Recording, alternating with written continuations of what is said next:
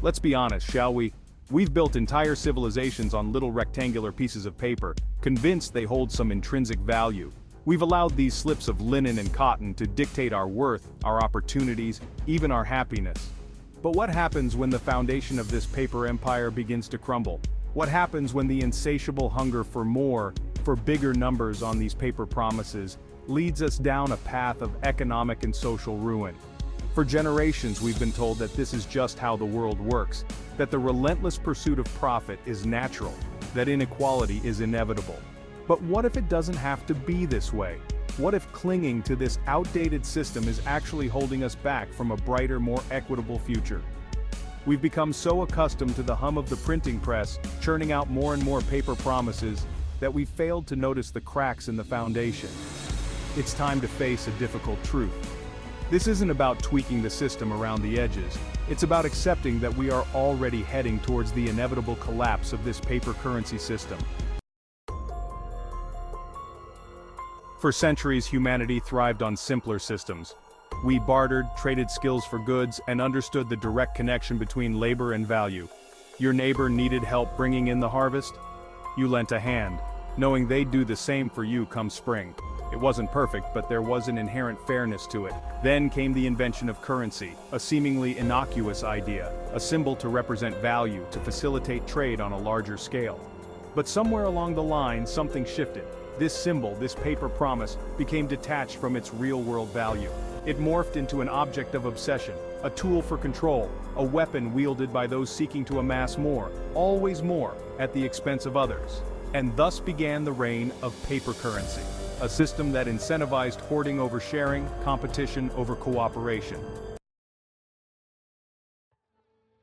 Here's the dirty secret about paper currency. It's a magic trick, an illusion of value constantly teetering on the brink of collapse. Governments print more and more and more, flooding the system with paper promises that far outstrip the actual resources they represent. And what happens? The value of each individual unit plummets like a lead balloon launched from the Hindenburg. This, my friends, is inflation. That loaf of bread that cost $1 yesterday, it's suddenly $1.50, then $2, then, well, you get the picture. Your hard-earned wages buy less and less, while the very people responsible for this economic sleight of hand pat themselves on the back for stimulating growth. It's enough to make you wonder who's actually benefiting from this rigged game. Now let's talk about the elephant in the room, or rather, the obscenely wealthy elephant sitting on a mountain of cash while the rest of us fight over the crumbs. We live in a world where a tiny percentage of the population controls a disproportionate amount of the wealth, a fact made glaringly obvious by the ever-widening gap between the haves and the have-nots. This isn't just unfair, it's a recipe for social and economic disaster. When wealth is concentrated in the hands of a few, it stifles innovation, creates instability, and erodes the very fabric of society. It's like playing a never-ending game of Monopoly where the bank keeps giving out get-out-of-jail-free cards to the same few players. Eventually, everyone else is bankrupt and the game grinds to a halt. Let's be clear. Banks aren't inherently evil. In theory, they should function as intermediaries, facilitating the flow of resources and promoting economic growth. But somewhere along the line, they morphed into gatekeepers, wielding their power to exacerbate the very inequalities they were meant to address. They dole out loans with predatory interest rates, trapping individuals and communities in cycles of debt. They gamble recklessly with our savings, then demand bailouts when their risky bets inevitably go south, and all the while, they preach the gospel of fiscal responsibility to the very people struggling to make ends meet, thanks in no small part to a system rigged in the bank's favor. It's enough to make you want to stash your cash under the mattress, if it weren't for the fact that they've convinced us that's the most irresponsible thing you could possibly do. Ah, debt. The four-letter word whispered in hushed tones, a constant shadow looming over the lives of millions. We're told it's a necessary evil, the price we pay for a good life. Student loan debt for an education that promises a brighter future, mortgages for a roof over our heads, credit card debt for, well, just existing in a system designed to keep us perpetually spending. But at what cost? We spend our lives working not to build a better future, but simply to service the ever-growing mountain of debt we've accumulated. We become modern-day serfs, beholden to financial institutions and their insatiable appetite for interest payments. This isn't freedom, it's a gilded cage, and the bars are made of IOUs. We've talked about the social and economic costs of our addiction to paper currency, but what about the environmental toll? We chop down forests to print money that ends up littering landfills. We pollute our air and water to extract the raw materials for coins and bills that quickly lose their value. We power sprawling bank data centers with energy that could be used to build a more sustainable future. The irony is almost too much to bear. We're sacrificing the health of our planet, the very foundation of our existence, to prop up a system that prioritizes profit over people and the environment. It's like burning down the house to keep the fireplace going. At some point, we need to acknowledge that we're not just printing money, we're printing our own extinction notice. Let's be honest, greed is a hell of a drug. It whispers in our ears, telling us we're not good enough, not successful enough, not wealthy enough. It convinces us that happiness can be found in accumulating more, even at the expense of others. This is how we live. Life is all about struggling to pay this hard-earned money back to the very place it originates by way of tax, high-interest mortgage, etc. And the insidious thing is, it's never satisfied. No matter how much we acquire, it's never enough. This insatiable hunger for more isn't just an individual failing, it's a systemic problem. We're bombarded with messages that equate wealth with worth, that celebrate conspicuous consumption, that pit us against each other in a never-ending race to the top. We've become cogs in a machine designed to fuel our own dissatisfaction, and the psychological toll is immense.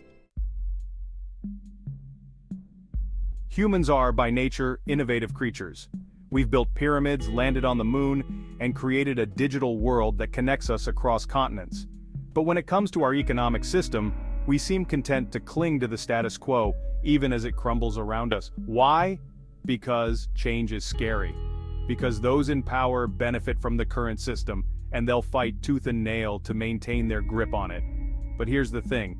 Clinging to an outdated system is like refusing to upgrade your operating system. Sure, it might seem familiar and comfortable, but eventually it'll become slow, inefficient, and vulnerable to crashes. We need to embrace new ideas, experiment with alternative systems, and be willing to challenge the assumptions that have governed our economic reality for far too long. Let's talk about economic policies, those grand pronouncements from on high that are supposed to guide our economic destiny. But who are these policies really designed to serve? Are they crafted to uplift the most vulnerable among us, to create a more equitable society, to ensure that everyone has a fair shot at a decent life? Or are they, as is often the case, crafted to benefit those who need it least, the wealthy, the powerful, the well-connected? We're told these policies are necessary for growth, for stability, for the greater good. But too often, they feel like a rigged game, where the rules are constantly changing to favor those already holding all the cards. We're told that education is the key to a better life, the great equalizer that can level the playing field and empower individuals to reach their full potential. But what happens when the cost of education becomes an insurmountable barrier?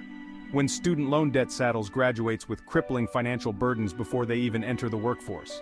We've created a system where access to quality education is often determined by zip code, where the children of the wealthy are groomed for success while others are left to navigate underfunded schools and limited opportunities.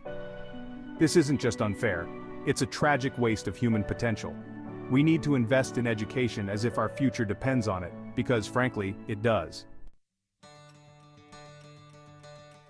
In a world obsessed with individualism and competition, it's easy to forget the power of community, of coming together to support one another, of recognizing our shared humanity. Throughout history, communities have relied on mutual aid networks to survive and thrive, from lending a helping hand to a neighbor in need to pooling resources to overcome collective challenges. These acts of solidarity aren't just about charity, they're about recognizing our interconnectedness, about understanding that we're all in this together. In a world increasingly fractured by economic inequality and social division, fostering a spirit of community and mutual aid may be our best hope for creating a more just and equitable society. What if we dared to imagine a world beyond paper currency, beyond the relentless pursuit of profit? beyond the systems that have created such vast inequalities? What if we explored alternative economic models that prioritize people and the planet over profit? It's not as radical as it sounds.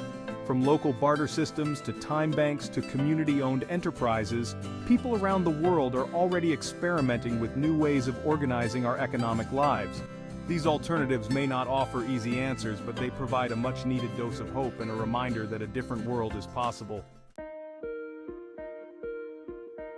Technology is a double-edged sword. In the right hands, it has the potential to democratize access to information, connect people across borders, and empower individuals to create positive change. But in the wrong hands, it can be used to concentrate wealth and power, to erode privacy, and to exacerbate existing inequalities.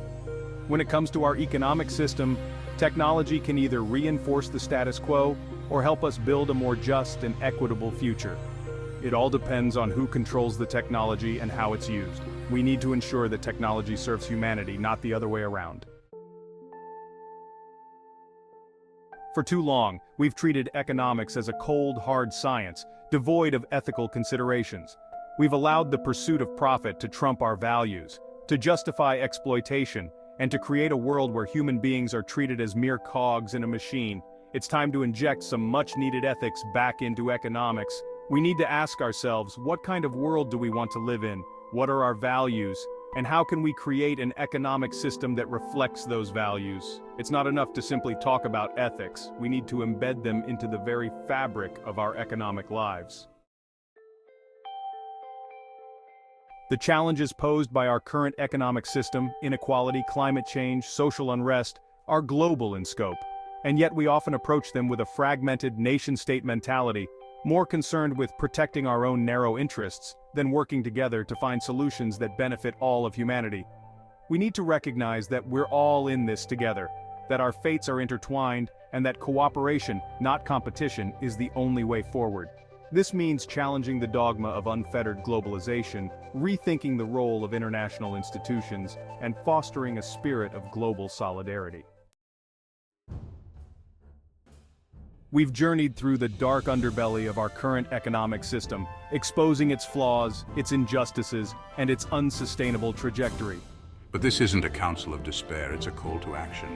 We have the power to choose a different path, to create an economic system that works for everyone, not just the privileged few. It won't be easy. It will require us to confront uncomfortable truths, to challenge entrenched power structures, and to fundamentally rethink our relationship with wealth, value, and what truly matters. But the alternative, clinging to a failing system that's driving us towards social and environmental collapse, is simply not an option.